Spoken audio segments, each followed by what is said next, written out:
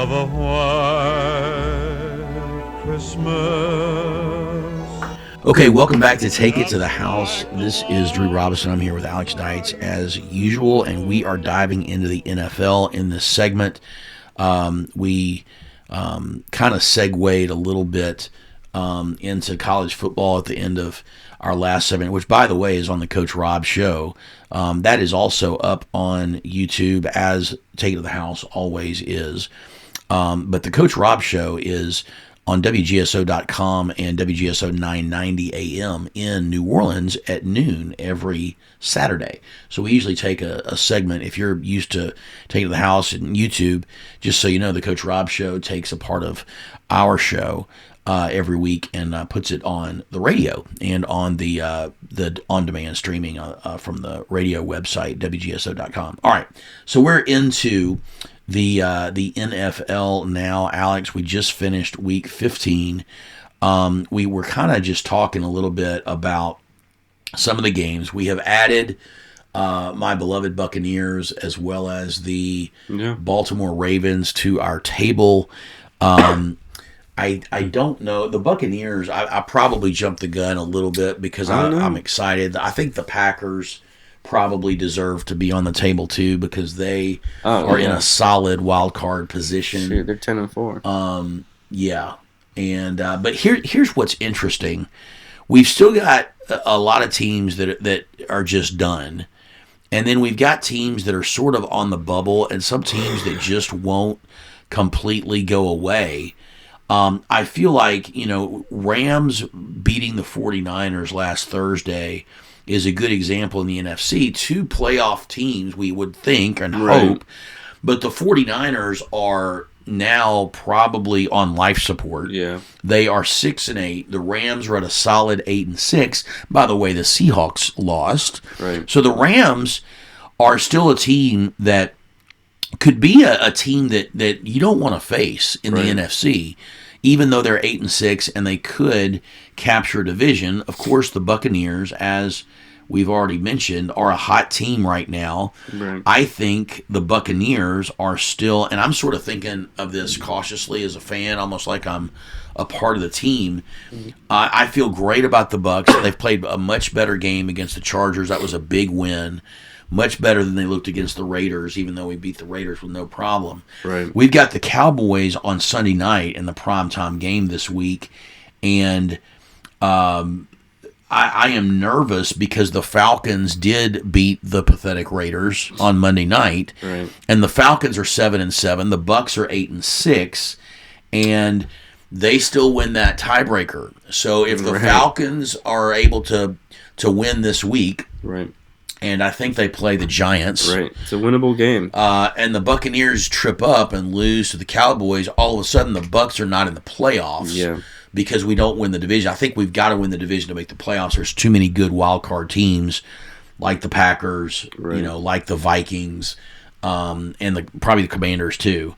And maybe even, who knows, the NFC West is kind of like the South in that the Falcons and the Bucs are right in there. The Cardinals won again. They're 7-7. Right.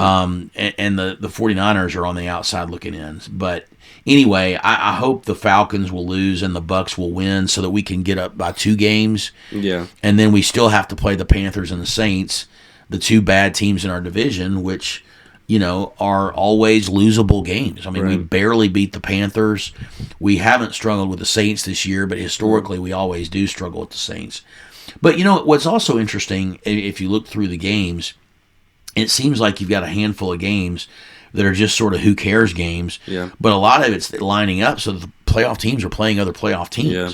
So the Steelers really looked like, for the first time in a while, losing at Philadelphia, the Battle of Pennsylvania, the Steelers really looked like they were just beaten by a better team. Yeah. And they that ugly form of Steeler football just didn't quite work because the Eagles were just too good. Yeah. It was impressive, definitely. And that was the first game that we've seen Jalen Hurts look pretty good in a while, and especially with all the turmoil coming from inside their own locker room, for them to come out and handle the Steelers pretty well. It was definitely an impressive win, and they're looking really, really good right now. I think a lot of people are probably picking them to make it to the Super Bowl now, especially with the tragic downfall of the Lions. Man, you hate to. I mean, the Lions with all their injuries, it was like when the Bucks, when Mike Evans went down and Chris Godwin went down. I remember we were like, like they may be able to win some games, but it was pretty bleak. And now, they're a potential playoff team, and I do expect them to win that division. I don't trust the Falcons, nor do I trust the Panthers to trip them up. However, you just never know. And so for the Lions, it's the complete opposite. They've looked, great all year, and, they lose Aiden Hutchinson, and then they lose another interior D lineman that is a great run stopper and who's been good for them this year, and then losing their, their two-punch running back system there with Gibbs and Montgomery. I think they call him Sonic and Knuckles.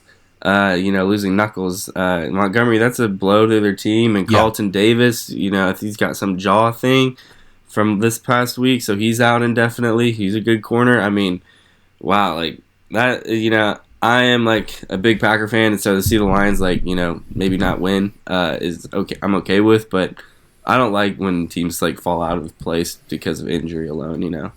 Well, the Chiefs and the Lions. I get the feeling with both of those teams that if I'm a Chiefs or a Lions fan right now, I'm feeling uneasy. Yeah. And the injuries are part of it. The lucky wins with the Chiefs are a little bit part of it.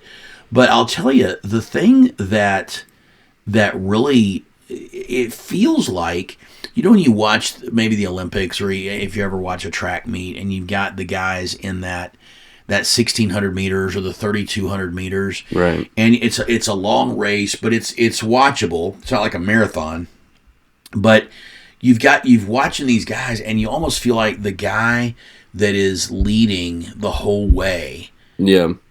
That last lap, he's going to get past. Yeah. Because he's just there's something psychological about just being on top all the time. I just think there's an added sense of pressure to that, and it's like when you're on top, nothing you do can propel you upward. Right.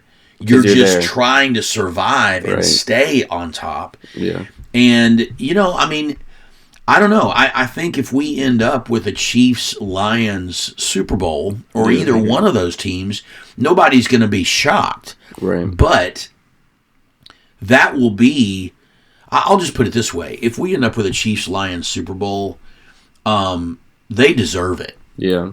And kudos to them. Now, if you look at Bills-Eagles or Steelers-Vikings, kind of the next sort of tier down, I think the Bills are far more dangerous than the Eagles or the Vikings. I think the Bills, they've already beaten the Chiefs. I know they don't beat them in the playoffs, but man, and it looks like they're not going to get home field just because it's 2 games they're behind the Chiefs. The Eagles are tied with the Lions. The Eagles could end up getting home field if the Lions trip up. Right. You wouldn't think they will because the Lions have the Bears. Right. The Eagles have Washington, and that's a must-win probably for the Commanders. But the Vikings play the Seahawks. Chiefs have Houston. Steelers have Baltimore. Texans, and the Chiefs, of course. The Bills have a little bit of a not great opponent with New England. But, man, all of these teams, with the exception of the Lions and the Bills, they're all playing playoff teams now. Even the Broncos are playing the Chargers this week in a survival type. It's basically kind of a playoff divisional game. Yeah. The Bucks have got to survive. The Falcons and the Bucks are competing, but they're competing with each other, but against other teams. Right. And both are playing, not great teams. But the Commanders, the Packers have got to win. The Rams have got to win. New Orleans and the Jets, they should. But the Seahawks are hanging in there. And you know what? The Dolphins and the 49ers both feel like they're on life support. Right. I know the Bengals are on life support, but they've been on life support Right. for weeks. And the Bengals are just starting to come out of the coma. Golly, they just feel like there's something about that team. It's like the opposite of what you feel with the Falcons. Right. Like you feel like the Falcons are just going to screw this up. Right. They're just not. They're going to figure out a get way. over the finish line. Yeah. Whereas you feel like the Bengals might just fight their way, claw their way out of this thing. They've got to beat the Browns this week, and then we'll see kind of what the Bengals do from there. Yeah, I feel like into a little golfer, like, you know, which Tiger Woods is the greatest ever, but the Bengals are like kind of like, I feel like every year they're always like climbing, like they're chasing, and that's the team that you don't want chasing. You don't want them nipping at your heels. Like Tiger Woods, like, you know, when you had a lead on Sunday, like, and he's at your heels. I mean, the Bengals are kind of like that when I think like the amount of talent they have on offense, Joe Burrow, they're able to put up points, and once they get to the playoffs, they make great football and great TV. It's just like you don't want to see them on a Sunday, you know, and so. Right. Yeah, I mean, I would love to see them in the playoffs. It's just better for football. So, you know, I'm rooting for that. But yeah, I think, you know, all the points you're making are serious. It's another good weekend of football. So Browns this week, which who knows which Jameis is going to show up. He can throw for 400 yards. That's true, but it's also like it's like a 2-1. Right. Like 2/3 chance bad Winston, 1/3 chance good Winston. The only problem is the Bengals defense is horrid. Yeah, and then they've got the Broncos and the Steelers. I mean, they end with two tough games, and so the Bengals are going to have to earn it. I mean, you feel like if they, I know it's not totally in their hands. Probably they need some mathematical help, but man, if they win out, they need the Dolphins and the Colts to trip up. Yeah, they do. And yeah, so it's gonna be fun and interesting. Now, help to make the season bright.